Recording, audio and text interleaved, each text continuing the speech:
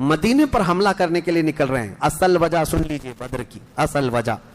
جب وہ لوگ 1000 کی تعداد میں مکہ سے نکل چکے تھے اور میرے آقا کو یہ خبر مل گئی, مخبر نے آ کر بتایا کہ جنگ کی تیاری سے مدینے کے اوپر حملہ آور ہونے کے لیے نکلے ہیں مکہ کے لوگ. اب نبی پاک صلی اللہ علیہ وسلم نے صحابہ سے فرمایا کہ ان کو مدینے پہنچنے مت دینا, اگر مدینے آ گئے تو مدینے کو توڑ پھوڑ کریں گے, شہر میں داخل ہوں گے, جنگ ہوگی تو کچھ نہ کچھ گھر ٹوٹیں گے, کسی کی آبادی اجڑے گی, کچھ نہ کچھ نقصان ہوگا, لہذا ہم خود مدینے سے باہر نکلتے ہیں. نبی پاک صلی اللہ علیہ وسلم اب اس ارادے سے اپنے صحابہ سمیت باہر نکلے. اس میں تعداد مختلف روایات کے مطابق 313, 314, 315, 319 اور ایک میں 360 اصحاب بدر کی تعداد پہ الگ الگ روایات ہیں. 313 صحابہ کی روایت بہت سارے محدثین نے روایت کی ہے, اور 360 کی بھی روایت ہے, 360 لوگ بھی تھے. بہرحال وہ اس طور پر کہ بچے دوسرے لوگ سب ملا کر کے کسی نے شمار کیا, اور کسی نے صرف خالص جنگ کرنے والوں کو شمار کیا.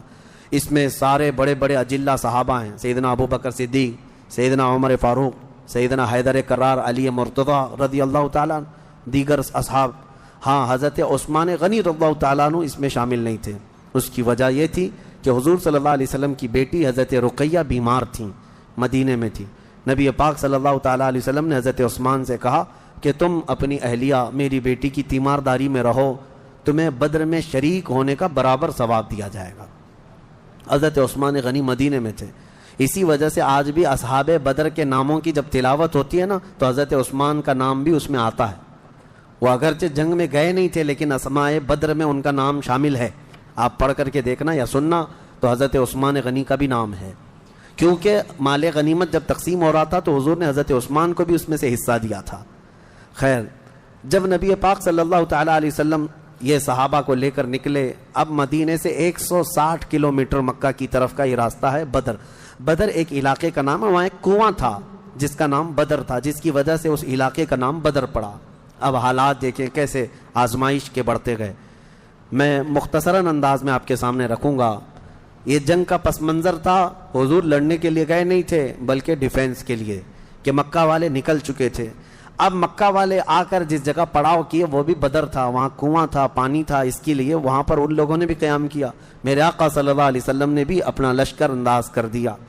صحابہ وہاں پر اتر پڑے, سب کے خیمے لگ گئے اور کنویں کے پانی پر بھی قبضہ ہوا. اس کے بعد دیکھا صحابہ کے دل گھبرائے ہوئے تھے, کیونکہ حضور صلی اللہ علیہ وسلم اور صحابہ کو جو زمین ملی تھی وہ ریتیلی زمین تھی, بالو کی زمین, پاؤں دھس جایا کرتے تھے. اور کفار مکہ جہاں پر اترے تھے وہ تو سخت سپاٹ فلیٹ زمین تھی, مٹی کی زمین تھی, اور اس میں گھوڑے اچھی طرح دوڑتے تھے. یہ ریتیلی زمین پر گھوڑوں کے پیر بھی گھس جاتے اور انسانوں کے بھی. اچھا, یہ بات بھی میں بتا دوں, کل تعداد صحابہ اکرام رضوان اللہ تعالیٰ علیہ مجمعین کے ساتھ 313 صحابہ میں صرف 4 گھوڑے تھے. 4 گھوڑے, یہ 4 گھوڑوں پر بیٹھ کر کے گئے ہیں. کون سوار ہوا ہوگا, کون پیدل چلا ہوگا؟ اور اونٹوں کی کچھ تعداد, اس کے علاوہ تلوار سب کے پاس نہیں, اور جس کے پاس ہے ان کی سبزیاں بھی کٹتی نہیں. ان حالات میں تو وہ گئے تھے.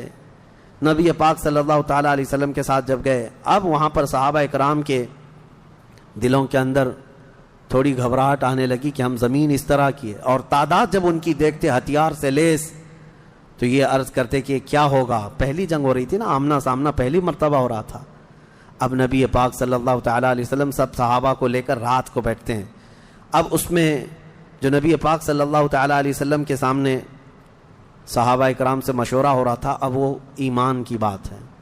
حضور نے صحابہ کی بات یہ سنی کہ جو مہاجرین تھے وہ یہ کہہ رہے تھے کہ انصار کا تو کچھ گیا نہیں, ہمارا گیا ہے مکہ میں, ہمارے مال لوٹے, ہماری جائیدادیں لوٹیں, انصار مدینے میں رہتے ہیں, مکہ کے کفار نے ان کا تو کچھ بگاڑا نہیں. ہو سکتا ہے کہ انصار جو ہے جنگ میں انٹرسٹ نہ لیں, ان کا کیا گیا ہے, یہ مہاجرین کی جنگ ہے, انصار جو ہے ہو سکتا ہے انٹرسٹ نہ لیں, وہ نہ آئیں. یہ ان کے دلوں میں بات تھی, حضور پاک صلی اللہ علیہ وسلم نے محسوس کر لیا, کیونکہ 69 انصار صحابہ اس کے اندر تھے. 69 بڑی تعداد ہوتی, 70 صحابہ تقریباً انصار تھے. اب دلوں میں جب یہ بات آئی مہاجرین کے کہ پتہ نہیں ہے لڑیں گے کہ نہیں لڑیں گے, کیونکہ ان کا تو کچھ گیا نہیں ہے نا. جیسے آج لوگ کہتے ہیں میرا تھوڑی نا اس سے کوئی مسئلہ ہے, تو پھر نبی پاک صلی اللہ علیہ وسلم نے رات کے وقت انصار صحابہ کو پہلے بلایا، سب بیٹھے ہوئے تھے، مشورہ کرنا تھا۔ سید الانصار حضرت سعد ابن معاذ رضی اللہ تعالیٰ عنہ انصار کے سردار تھے، بلایا اور پوچھا کہ تمہارا کیا مشورہ ہے، آپ کا کیا مشورہ ہے جنگ کے سلسلے میں؟ سنو، حضور پاک صلی اللہ تعالیٰ علیہ وسلم کی بارگاہ میں حضرت سعد بن معاذ سب سے پہلا جواب کیا دیتے ہیں؟ کہتے ہیں یا رسول اللہ صلی اللہ علیہ وسلم، پورے انصار کی طرف سے تو میں ترجمانی کرنے کے لیے کھڑا ہوں، لیکن میرے آقا کیا ہم بھی کوئی پوچھے جانے کی چیز ہیں؟ آپ کے سلسلے میں ہم بھی کوئی پوچھے جانے کی چیز ہیں؟ اور حضرت سعد ابن معاذ کہتے ہیں قسم رب ذوالجلال کی، مدینے سے برق الغماد یمن تک بھی آپ جائیں، انصار کا ہر بچہ آپ کے قدموں کے ساتھ ہوگا۔ آپ تو صرف بدر تک آئے یا رسول اللہ، اگر ہمیں پیدل یمن تک بھی لے جاتے ہم آپ کے پیچھے جاتے۔ ان کے الفاظ میں سناؤں، ایمان تازہ ہو جاتا ہے۔ حضرت سعد ابن معاذ رضی اللہ تعالیٰ عنہ فرماتے ہیں یا رسول اللہ صلی اللہ علیہ وسلم، آج میں سارے انصار صحابہ کی طرف سے ترجمانی کرتے ہوئے، جس کو کہتے ہیں ریپریزنٹیٹیو، میں کھڑا ہوں، عرض کرتا ہوں میرے آقا اگر کسی کے ذہن میں یہ بات ہے تو وہ نکال دے کہ ہم صرف اپنے وطن میں رسول اللہ کی مدد کرتے ہیں، بلکہ اللہ کے نبی صلی اللہ تعالیٰ علیہ وسلم جس کونے میں جائیں گے انصار کو وہاں حضور پائیں گے۔ اب حضور کی بارگاہ میں عرض کرتے ہیں آقا آپ کو کل اختیار ہے، آپ کو کل اختیار ہے۔ اب سنو حضرت سعد ابن معاذ کے یہ بدر کے میدان سے ایک دن پہلے کے الفاظ ہیں، ایک دن پہلے کے الفاظ ہیں، یا رسول اللہ صلی اللہ علیہ وسلم آپ کو کل اختیار ہے، جس کا رشتہ ملانا ہے ملا دیجیے آپ، اور جس کو توڑنا ہے آج ہی آپ فرما دیں، ہم ہمیشہ آخری سانس تک کے لیے توڑ دیں گے۔ اگر آپ فرما دیں کہ اس کی بیوی اس کے لیے حلال نہیں، اس کا بیٹا نہیں، یا رسول اللہ آخری سانس تک ہم اس سے رشتہ توڑ دیں گے۔ یہ بدر میں جانے سے پہلے حضرت سعد ابن معاذ کہتے ہیں جس کا رشتہ آپ ملانا چاہیں میرے آقا ملا دیں، اور جس کا ختم کرنا چاہتے ہیں توڑ دیں، اور جس کو موجودہ حالات میں رکھنا چاہتے ہیں میرے آقا پسند فرما لیں، اور ہمارے مال آپ کے لیے حاضر ہیں یا رسول اللہ، اور ہمارے جس قدر منشا ہو قبول فرمائیں۔ ہاں حضرت سعد ابن معاذ کہتے ہیں ہمارے پاس جو کچھ بھی ہے یا رسول اللہ یہ ہمارا مال حاضر ہے۔ اب یہ دیکھو ادب کے الفاظ، حاضر ہے یا رسول اللہ، جتنا آپ کو چاہیے ہمارا پورا مال قبول کر لیں اور جتنا چاہے چھوڑ دیں، اور قسم رب ذوالجلال کی جو آپ نے چھوڑ دیا وہ دنیا کی سب سے بری چیز ہے ہمارے لیے، جو آپ نے قبول کیا وہ ہمارے لیے سب سے عمدہ چیز ہے۔ یہ بدر کے میدان میں حضرت سعد ابن معاذ رضی اللہ تعالیٰ عنہ کی تقریر چل رہی ہے، اور اس کے بعد حضور پاک صلی اللہ تعالیٰ علیہ وسلم کی بارگاہ میں یہ کہتے ہیں یا رسول اللہ قسم اس رب ذوالجلال کی جس نے آپ کو سچی نبوت کے ساتھ بھیجا، اللہ کی قسم اگر آپ ہمیں حکم دیں سمندر کو چیر کر نکل جانا ہے، رب ذوالجلال کی قسم یا رسول اللہ انصار کا ہر بچہ سمندر میں کود پڑے گا۔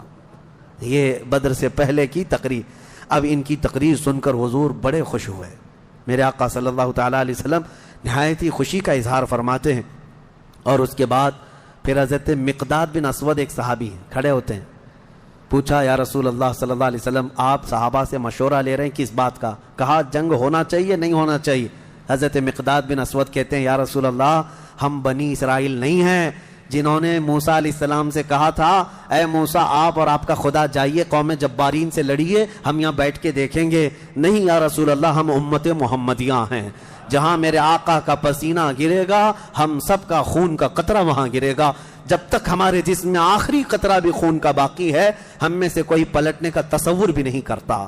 یہ رسول پاک صلی اللہ علیہ وسلم کے چہیتے صحابہ کی تقریریں تھیں، سب کے جذبے جوان تھے، کوئی لوٹنا نہیں چاہتا، کوئی پلٹنا نہیں چاہتا۔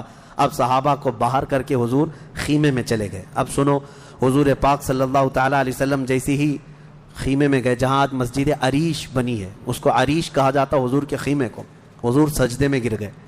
سجدے میں گرنے کے بعد نبی پاک صلی اللہ تعالیٰ علیہ وسلم اتنا گریہ وزاری کر رہے تھے، اتنا رو رہے تھے سجدے میں حضور پاک صلی اللہ علیہ وسلم، اور جو صحابی ان کی خدمت میں کھڑے تھے وہ کہتے ہیں نبی پاک صلی اللہ تعالیٰ علیہ وسلم کی الفاظ میں سن رہا تھا ابتحالات کو، عرض یوں کر رہے تھے اے اللہ ایک چھوٹی سی فوج، ایک چھوٹی سی جماعت تیرے دین کی نصرت کے لیے میدان میں اتری ہے، اے اللہ اگر اس جماعت کی تو کل مدد نہ کرے گا تو قیامت تک اس روئے زمین پر کوئی سجدہ کرنے والا نہیں آئے گا.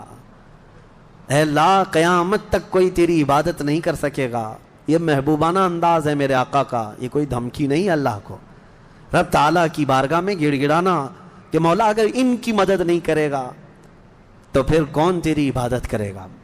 اور اس کے بعد اچانک حضور صلی اللہ علیہ وسلم اٹھے سجدے سے, پیشانی چمک رہی تھی اور حضور مسکرا رہے تھے. دو صحابہ کھڑے تھے, کہا یا رسول اللہ صلی اللہ علیہ وسلم آپ اتنی گریہ وزاری کرتے کرتے بھی مسکرانے لگے. کہا میرے رب نے میری ڈھارس بندھا دی, مبارک ہو, بشارت ہو, میں نے ابھی ابھی جبرائیل کو جنگی لباس پہن کر اترتے دیکھا ہے. جبرائیل امین آ گئے ہیں. وہ صحابہ دوڑے دوڑے گئے, باہر جا کر کہے مبارک ہو اللہ کے نبی کو مدد آ گئی ہے. ابھی رات کا حصہ گزرا نہیں تھا کہ بارش برسنے لگ گئی. میرے آقا نے فرمایا میرے صحابہ اللہ کی دوسری مدد آ گئی. صحابہ نے پوچھا یہ کیسے؟ کہا جاؤ میدان میں دیکھو, ریت کی زمین پر بارش ہوئی تھی تو ریت پوری جمع ہو گئی, مضبوط ہو گئی, اور کافروں کی زمین پر بارش برسی تو کیچڑ ہو گیا, ان کے پیر پھسلنے لگ گئے, ان کے گھوڑے بدکنے لگ گئے, اور صحابہ کے پیر ریت میں بالکل مضبوط جم کر رہ گئے. حضور نے فرمایا بارش بھی اللہ نے تمہاری مدد کے لیے نازل فرمائے. صبح اٹھتے ہیں, صبح ہوتی, حضور اکرم نہیں رات کے وقت ہی, ابھی رات کا وقت ہے. صحابہ کے دل کی تسلی کے لیے میرے آقا اپنے ہاتھ میں ایک چھڑی لے کر جاتے ہیں میدان میں. صحابہ پیچھے پیچھے ہیں, لکیر کھینچا, حضور نے فرمایا کل یہاں ابو جہل گر کے مرے گا. دوسری لکیر کھینچا اور کہا یہاں عتبہ مرے گا. تیسری لکیر کھینچ کر کہا یہاں شیبہ مرے گا. یہ بڑے بڑے پہلوانوں کے نام حضور گنا رہے تھے. صحابہ دل ہی دل میں خوش ہو رہے تھے, ان کا یقین کامل اتنا تھا نبی نے جو فرما دیا وہ ہو کر رہے گا. رات کے وقت ہی صحابہ کو یہ معلوم تھا ان کفار کے کتنے وکٹ گرنے والے ہیں, کتنے پہلوان زمین بوس ہونے والے ہیں, کتنے موت کی گھاٹ پہنچنے والے ہیں. صحابہ کو یہ معلوم ہو گیا تھا اور دل چوڑے تھے, سینے کشادہ تھے. صبح ہوتی ہے, نبی پاک صلی اللہ تعالی علیہ وسلم ابھی اپنے خیمے میں تھے, عریش میں, میدان بدر کے خیمے میں تھے. ایک صحابی دوڑتے ہوئے آتے ہیں, آ کر کے بارگاہ مصطفیٰ میں عرض کرتے ہیں یا رسول اللہ صلی اللہ علیہ وسلم ہماری تعداد بڑھ گئی, ہماری تعداد بڑھ گئی. حضور پاک صلی اللہ علیہ وسلم سے وہ کہہ رہے ہیں پہلے کافروں کی تعداد اتنی زیادہ تھی, 1000 کی تعداد. صحابہ دیکھتے گھبرا جاتے, اور اس پر وہ کمینے کیا کر رہے تھے, رات بھر ناچ رہے تھے, گانے گا رہے تھے, کباب بھون رہے تھے, اور نعرے لگا رہے تھے جیت ہماری, جیت ہماری, جیت ہماری, جیت ہماری. ان کے الفاظ تھے, اشعار گنگنا رہے تھے, اور رات بھر کھانا پینا, رقص سرور, ڈھول باجے سب چلتا رہا. اور ادھر صحابہ عبادت میں مصروف ہیں, اللہ کی بارگاہ میں گڑ گڑا رہے ہیں. اور صبح جب ہوئی تو ایک صحابی دوڑتے ہوئے آئے, کہا میرے آقا ہماری تعداد بڑھ گئی ہے, 313 نکلے تھے لیکن میدان میں اب بہت زیادہ ہو گئے ہیں ہم لوگ. حضور پاک صلی اللہ علیہ وسلم نے فرمایا میرے چہیتے جاؤ, وہ ہماری تعداد نہیں, اللہ کے ملائکہ آ چکے, اللہ کے فرشتے آ چکے تمہارے اس فوج کے اندر. صحابہ کہتے ہیں جب میدان میں ہم اترے, اب یہ 17 رمضان المبارک جمعہ کا دن تھا, یوم البدر, یوم الفرقان جس کو کہتے ہیں. میرے عزیزو, اسلام کی عظیم تاریخ پنہاں ہے, اس میں عظیم تاریخ پنہاں ہے. نبی پاک صلی اللہ تعالی علیہ وسلم کی طرف سے میدان بدر میں سب سے پہلے اترنے والے کون لوگ تھے؟ سب سے پہلے نبی پاک صلی اللہ تعالی علیہ وسلم کی طرف سے حضرت امیر حمزہ رضی اللہ تعالیٰ, دوسرے حضرت ابو عبیدہ بن جراح, تیسرے حیدر کرار شیر خدا علی مرتضی رضی اللہ تعالیٰ عنہ. یہ تینوں حضرات اترے, اور ان کے مقابل میں جو کفار آئے تھے وہ اپنے اپنے وقت کے بڑے بڑے پہلوان تھے. بڑے بڑے پہلوانوں کو انہوں نے اتارا تھا میدان بدر میں, اور جب مقابلہ ہوا تو سب سے پہلا وار حضرت امیر حمزہ کا سامنے والے پر پڑا, وہ گاجر کی طرح کٹ کر گر گیا ایک ہی وار میں. حضرت ابو عبیدہ بن جراح زخمی ہوئے, سامنے والے سے تھوڑے زخمی ہوئے, پھر حضرت حمزہ نے وہ بھی محاذ سنبھالا اور ان کے مقابل کو بھی مار کر گرایا. ادھر حضرت علی کرم اللہ وجہہ الکریم کی عمر کم تھی, اس وقت ان کی عمر زیادہ نہیں تھی, 22 سال کی عمر یا 25 سال کے اس وقت کی عمر تھی حضرت علی کرم اللہ وجہہ الکریم کی.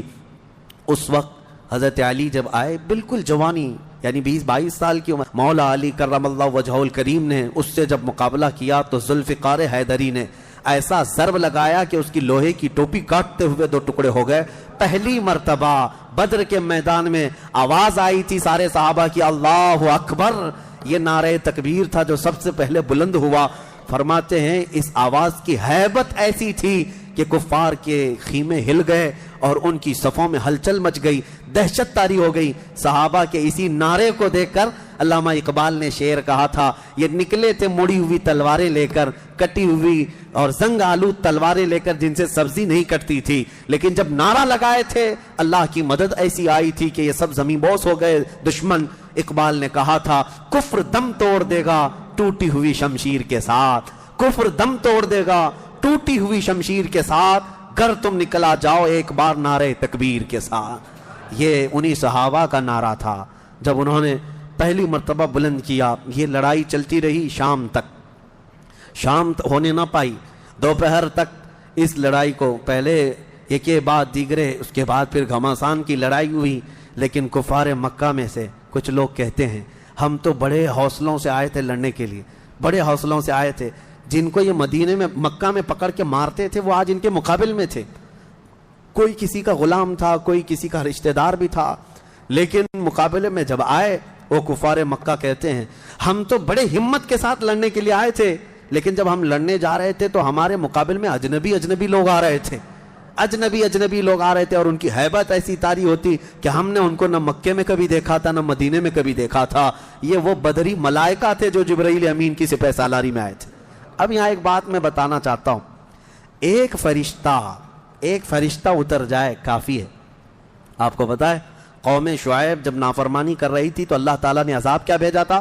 جبرائیل امین علیہ السلام کو اتارا تھا، انہوں نے ایک چیخ ماری تھی، چنگھاڑ، اور ان کی آواز کی ہیبت سے جتنے پہاڑوں میں تھے یہ قوم شعیب سب کے بھیجے کانوں سے نکل آئے تھے اور زمین پر گر کر مر گئے تھے۔ تو یہاں جبرائیل امین اکیلے آ جاتے، صرف آواز لگاتے، کسی کو تلوار اٹھانے کی بھی ضرورت نہیں، یہ 1000 پورے کیڑے مر جاتے۔ لیکن یہ وجہ کیا ہے؟ مفسرین نے فرمایا یقیناً ایک فرشتہ بھی مدد کے لیے کافی ہوتا، لیکن اللہ نے بدر کے میدان میں 5000 فرشتے اتارے، یہ عظمت مصطفیٰ کے لیے، یہ رسول اللہ کی عظمت کے لیے۔ کبھی کبھار تعداد جو ہے وہ شان بتانے کے لیے ہوتی ہے، عظمت بتانے کے لیے ہوتی ہے۔ ہاں ایک جھنڈا کافی ہوتا ہے، لیکن کبھی 10 جھنڈے لگاؤ تو اس کی عظمت بڑھ جاتی ہے۔ ہاں 2 باڈی گارڈ کافی ہوتے ہیں، لیکن 10 کھڑے ہو جائیں تو اس کی ہیبت اور طاری ہوتی ہے۔ یہ ایک انسانی ذہن بنا ہوا ہے۔ اللہ تبارک و تعالیٰ نے اپنے محبوب کی عظمت شان کی وجہ سے 5000 ملائکہ کو اتارا۔ اب یہ جنگ ہوتی رہی، اس میں صحابہ تو لکڑیوں سے جنگ کرتے رہے، سب تلواروں سے نہیں، کچھ صحابہ تو لکڑیوں سے جنگ لڑتے رہے، اور لکڑیوں سے ہی کئی کو مار کے گرایا، اور 70 جو ہے موت کے گھاٹ اتر گئے۔ اور اس میں معمولی 70 نہیں تھے، بڑے بڑے گرو گھنٹال تھے، جتنے بھونکتے تھے مکہ میں بیٹھ کر۔ ابو جہل مر گیا، حضرت بلال حبشی کا آقا امیہ بن حرب وہ مر گیا، اور کئی ایسے بڑے بڑے عتبہ شیبہ جیسے بڑے بڑے کافر، یہ سب کے سب موت کے گھاٹ اتر گئے۔ بدر کی ایک لڑائی ایسی کہ اچھوں کی جڑ کاٹ کر رکھ دیا۔ اب یہاں پر حضور پاک صلی اللہ تعالیٰ علیہ وسلم کا رحم بھی دیکھیں۔ حضور ملاحظہ فرما رہے تھے، جب امیہ گر کر زخمی ہوا تھا، حضور نے جو صحابی لڑ رہے تھے کہا کہ روک دو اس کو۔ امیہ جو لڑ رہا تھا وہ بڑا ہٹا کٹا پیسہ والا مکہ کا بڑا آدمی تھا، تو جو صحابی لڑ رہے تھے انہوں نے گرا دیا، وہ زخمی ہو کر گرا، حضور نے فرمایا چھوڑ دو اس کو۔ وہ صحابی ہٹ گئے، حضور نے فرمایا بلال حبشی کو بلاؤ۔ بلال کہاں ہے؟ بلال آئے، کہا اے بلال آؤ، جتنا اس نے تڑپایا تھا خوب آج تم بدلا لو اس کے ساتھ، کیونکہ یہی وہ تھا جو حضرت بلال کو ایک ڈرم میں ڈال کر دن بھر رکھتا تھا، لوہے کی ایک ٹاکی بنا کر اس میں ڈال کر اوپر سے ڈھکن ڈال کر گرم دھوپ میں ان کو ایسی رکھ دیتا تھا، بغیر کھانا پانی دیے شام تک ان کو کھولا جاتا تو ان کا جسم پورا اجمرا ہو جاتا تھا۔ ان کی پیٹھ ایسی گل گئی تھی انگاروں میں سلانے کی وجہ سے کہ ریڑھ کی ہڈی دکھتی تھی۔ یہ حضرت بلال کے ساتھ کیا تھا، حضرت بلال حبشی نے مار کر اس کو ختم کیا۔ اور حضرت بلال مارتے وقت کیا کہہ رہے تھے یہ بھی سنیے، یہ صحابہ کا جذبہ ہے۔ کہتے ہیں اس کو قتل کیا اور یوں کہا انت عدو اللہ وعدو رسولنا، میں نے تجھے مار دیا ہے اس لیے کہ تو اللہ کا اور میرے حبیب کا دشمن تھا، یہ نہیں کہ مجھے تڑپاتا تھا، یہ نہیں کہ تو نے مجھے بہت مارا ہے اب چکھ لے مزہ۔ حضرت بلال یہ کہتے ہیں تو اللہ کا دشمن تھا اور میرے مصطفیٰ کا دشمن تھا، میں نے تجھے ختم کیا۔ یہ بدر کی وادی میں حضرت معاذ اور معوذ بن عفراء رضی اللہ عنہما، 2 چھوٹے بچوں پر جہاد تو ہے نہیں، لیکن یہ ضد کر کے اصرار کر کے حضور کے پاس آئے تھے، کہا ہمیں اجازت دیتے. میرے آقا نے ان کو اجازت دی تو یہ جنگ میں شریک ہوئے. حضرت عبد الرحمن بن عوف کہتے ہیں صاحب بڑے بڑے صحابہ جنگ کے میدان میں نفسا نفسی کا عالم ہوتا ہے, اپنا ڈیفنس کرنا ضروری ہوتا ہے, کہاں سے تیر آئے کہاں سے تلوار آئے, لیکن یہ دو بچے اس طرح سے میدان میں ہیں کہ حضرت عبد الرحمن بن عوف سے کہتے ہیں چچا ہمیں ایک بات بتائیے, ابو جہل کس کا نام ہے؟ حضرت عبد الرحمن بن عوف کہتے ہیں میں ہنس پڑا, ان کی عمر 13 سال کے آس پاس کی تھی. کہتے ہیں یہ کیا کرو گے تم؟ وہ سردار قریش ہے, پہلوان ہے مکہ کا. ان بچوں نے کہا ہم نے دیکھا تو نہیں مگر سنا ہے اس خبیث کے بارے میں کہ وہ ہمارے آقا کو گالیاں دیتا ہے, وہ ہمارے نبی کو گالیاں دیتا ہے. یہ اصل محافظین مصطفیٰ تھے, محافظین ناموس رسالت تھے. نبی پاک صلی اللہ علیہ وسلم کی عزت کے لیے. میرے عزیزو یہ بچے کھیلنے کے لیے ضد نہیں کر رہے تھے, جان ہتھیلی پر لانے کے لیے ضد کر رہے ہیں. حضور پاک صلی اللہ علیہ وسلم کی بارگاہ میں آئے اور اس کے بعد حضرت عبد الرحمن بن عوف کہتے ہیں میں ابھی بات چیت کر ہی رہا تھا کہ ابو جہل سامنے گھوڑے پر بیٹھا جا رہا تھا, میں نے اشارے سے بتایا وہ دیکھو وہی مردود ہے جو گھوڑے پر جا رہا ہے. یہ دونوں بچے چیل کی طرح جھپٹ گئے اس کی طرف اور بھاگتے ہوئے اس کی طرف گئے. ابو جہل کو یہ ایکسپیکٹیشن ہی نہیں تھا, یہ امید ہی نہیں تھی کہ اس کے مقابل میں کبھی کوئی بچہ آ سکتا ہے. غرور و تکبر میں ہمیشہ وہ سوچتا تھا بڑے بڑوں سے ہی لڑنا ہے ہم کو. اور دیکھا تو چھوٹے بچے آئے, ایک بچے نے گھوڑے کی ٹانگ پر تلوار ماری, ابو جہل نیچے گر گیا, گھوڑا بھی گرا وہ بھی گرا, اور جیسے ہی گرا دونوں اس کے سینے پر چڑھ کر بیٹھ گئے, سینے پر چڑھ کر بیٹھ گئے اور گردن پر تلوار رکھی. تو جانتے ہیں ظالم یہ زمانے بھر کا بڑا گستاخ اور گستاخوں کا باپ کیا کہتا تھا, عربی میں شعر کہہ رہا ہے اس وقت, کہتا ہے میں عرب ہوں موت سے ڈرتا نہیں, میں عرب ہوں موت سے ڈرتا نہیں, لیکن افسوس مجھے اس بات کا ہے کہ میرے مقابل کا آیا نہیں. اس کو افسوس یہ ہے کہ مجھے کوئی پہلوان نے مارا نہیں, مجھے چھوٹے بچے مار رہے ہیں. اور بعض لوگوں نے کہا کہ اس کی یہ خواہش تھی, کہا کاٹنا ہے تو گردن تھوڑا نیچے سے کاٹو, کیونکہ سب کٹے ہوئے گردنیں رکھی جائیں تو میری گردن تھوڑی اونچی دکھے. غرور و نخوت کبھی نہیں جاتا, گھمنڈ و تکبر کبھی نہیں جاتا. ان بچوں نے ختم تو کر دیا ابو جہل کو. اور مشہور ہے, کیا ہی بہترین کہا, ہم جیسے لاکھوں کروڑوں کی جوانیاں ان بچوں کے قدموں پر قربان, ہم ان کے ناخنوں تک بھی نہیں پہنچ سکتے جنہوں نے دفاع کیا ہے, ڈیفنس کیا ہے میرے مصطفیٰ کی عزت کا. اوروں نے کافروں کو مارا ہوگا, ان بچوں نے تو پورے کفر کو مارا ہے. اوروں نے جاہلوں کو مارا تو انہوں نے ابو جہل کو مارا ہے, جہالت کے باپ کو مارا ہے. اسی جنگ میں شہزادے حضرت معاذ کا مونڈھا کسی کافر نے مار کر کے ختم کر دیا, تلوار سے کندھے کو مار دیا, لیکن جذبہ ختم نہیں ہوا. اس بچے نے دوسرے ہاتھ میں تلوار لی اور لڑنا شروع کیا, اور اپنے ہاتھ کو پیر میں دبا کر کھینچ کے نکال دیا.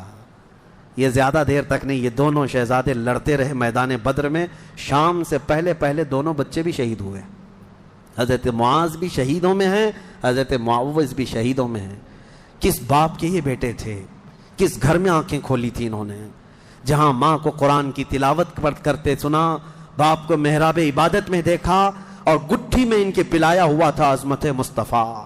سب سے پہلی چیز ہے میرے عزیزو, یہ جان دے چکے میدان میں. نبی پاک صلی اللہ علیہ وسلم شام کے وقت جنگ کا پانسا کیسے پلٹا, یہ صحابہ ایسے گھستے چلے گئے ان کے صفوں میں کہ وہ ہیبت سے بھاگنے پر مجبور ہو گئے.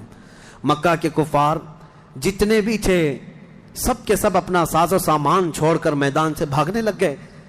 وہاں پر اپنے مویشی چھوڑا, اپنے بہت سارے چھوڑا, یہاں تک کہ 70 قیدی پکڑ میں آئے اور 70 مارے جا چکے تھے, 140. اور صحابہ میں 13 شہید تھے, 1 زخمی تھے. 13 شہید ہوئے, 1 زخمی تھے. حضرت عبیدہ بن حارث وہ بھی راستے میں جا کر شہید ہوئے. تو جنگ بدر کے ٹوٹل شہید 14 ہیں, باقی وہ 70 اور 140 پورے ٹوٹل یعنی قیدی ملا کر. شام کے وقت اب سنو میرے آقا صلی اللہ علیہ وسلم کا معجزہ. صحابہ کہتے ہیں حضور نکلے, میدان میں آئے, سب کافروں کی لاشیں ایک جگہ کھینچ کر لا کر گڑھے میں ڈال دی گئیں, لیکن لاشیں دیکھنے کے لیے حضور میدان میں جا رہے تھے. صحابہ کہتے ہیں قسم خدا کی ہم نے دیکھا حضور نے جس کے لیے جو دائرہ کھینچا تھا وہ کافر وہیں گر کے مرا تھا, ایک بال بھی باہر نہیں تھا. حضور نے جس کے لیے لکیر کھینچا تھا وہ کافر اسی میں گر کر مرا ہوا تھا. حضور نے جو نشان بنایا تھا ابو جہل وہیں مرا ہوا تھا, عتبہ وہیں مرا ہوا تھا, شیبہ وہیں مرا ہوا تھا. آج کے منافقین کے لیے بھی یہ درس ہے, یہ دیکھیں جنگ بدر کی تاریخ کو، نبی پاک صلی اللہ علیہ وسلم ایک دن پہلے یہ بتا رہے ہیں کہ کون کہاں مرے گا، اور یہ ابھی تک اس بحث میں ہے کہ پیٹ پیچھے کا علم نہیں، دیوار پیچھے کا علم نہیں، یا اپنے جیسا نبی کو بھی قیاس کرتے ہیں۔ اللہ ہدایت عطا فرمائے۔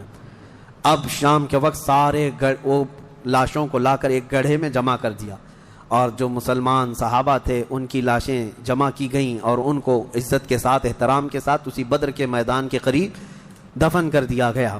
اور کافروں کی لاشوں کے پاس کھڑے ہو کر حضور نے پھر ایک خطبہ دیا، خطبہ دے رہے تھے، اور اس میں حضور صلی اللہ علیہ وسلم یہ فرما رہے تھے، اے لوگو، ہمارے رب نے جو ہم سے وعدہ کیا تھا وہ پورا کر دکھایا اللہ نے۔ بتاؤ تمہارا خدا جو تم سے کوئی وعدہ کیا تھا کیا تم کو بھی پورا کر دیا؟ کیا تم نے موت کے بعد وہ چیز پا لی جس کے لیے تم لڑتے تھے؟ صحابہ پوچھنے لگے، یا رسول اللہ صلی اللہ علیہ وسلم آپ ہی کس کو سنا رہے ہیں؟ یہ مرے ہوئے کفار کو۔ حضور نے فرمایا یہ تم سے بھی زیادہ سنتے ہیں، مرنے کے بعد وہ تم سے بھی زیادہ سنتے ہیں۔ اسی لیے حضور پاک صلی اللہ علیہ وسلم نے فرمایا کہ مردہ لوگوں کی باتیں تو چھوڑیں، چلنے والوں کے پیر کے چپل کے نیچے جو آواز آتی ہے وہ بھی مردہ سنتا ہے، اس کے کان بڑھ جاتے ہیں۔ اب مجھے بتاؤ میرے عزیزو، بدر میں مارے گئے ہوئے غلیظ قسم کے کافر جب باتیں سن سکتے ہیں تو اللہ کے اولیاء اپنی قبروں میں کیوں نہیں سنتے؟ انبیاء کرام اور اولیاء کرام اپنی قبروں میں نہیں سنتے؟ ہم جاتے ہیں اور اسی یقین کے ساتھ جاتے ہیں کہ وہ قبروں میں ہماری باتوں کو سنتے بھی ہیں، اور اللہ نے ان کو تصرف اور اختیار دیا ہو تو ہمارے حق میں اللہ کی بارگاہ میں سفارش بھی کرتے ہیں۔ یہ ہے جنگ بدر۔ اس کا خلاصہ یہی ہے کہ وہ اگرچہ 313 نہتے تھے لیکن یقین کامل تھا۔ اسی کو اقبال نے کہا ہے، یقین محکم عمل پہ ہم، جہاد محبت فاتح عالم، جہاد زندگانی میں ہیں یہ مردوں کی شمشیریں۔ کہ یہ وہ صحابہ تھے، ان کے بارے میں وہ کہتے ہیں اللہ کے شیروں کو آتی نہیں روبائی، اللہ کے شیروں کو آتی نہیں روبائی۔ یہ لومڑی کی طرح نہیں رہتے بلکہ ان کا عزم حوصلہ بڑا جوان تھا، اور میدان میں اترے تھے تو نہ یہ تلواروں کے بھروسے آئے تھے نہ ہاتھی گھوڑوں کے بھروسے آئے تھے، بلکہ ان صحابہ کا صرف یقین یہ تھا اللہ ہمارے ساتھ ہے، رسول ہمارے ساتھ ہے۔ اے مومنوں، آج اس بدر کی تاریخ کے بعد میں آپ سے بھی یہی کہنا چاہوں گا، آج جتنے بھی ابو جہل ناچ رہے ہوں ان کو ناچنے دو، اور پکار کر کہو ان اللہ معنا، بے شک اللہ ہمارے ساتھ ہے، بے شک اللہ ہمارے ساتھ ہے۔ آزمائش ہوگی، امتحان ہوگا، کچھ تو مریں گے کچھ تو کٹیں گے، لیکن غلبہ حق کا ہی ہوگا۔ حل الحق یعلو ولا یعلی علیہ، فرمایا گیا حق ہمیشہ بلند ہو کر رہے گا، اس کے اوپر کوئی غالب نہیں آئے گا۔ ہو سکتا ہے صدیوں تک اس کو کوئی پکڑ کر کے رکھے، حق کو گرفتار کر کے رکھے، لیکن کبھی بھی وہ اس طرح نیست و نابود نہیں کیا جائے گا۔ قیامت تک حق کو بلند ہونا ہے۔ اللہ کریم ہم سب کو حق جماعت کے ساتھ زندہ رکھے، اور ہمیں غلبہ اسلام کا وہ سنہرا دور عطا فرمائے جب ہم دیکھیں ہمارے ہر گھر سے آواز آئے لبیک یا لبیک یا لبیک یا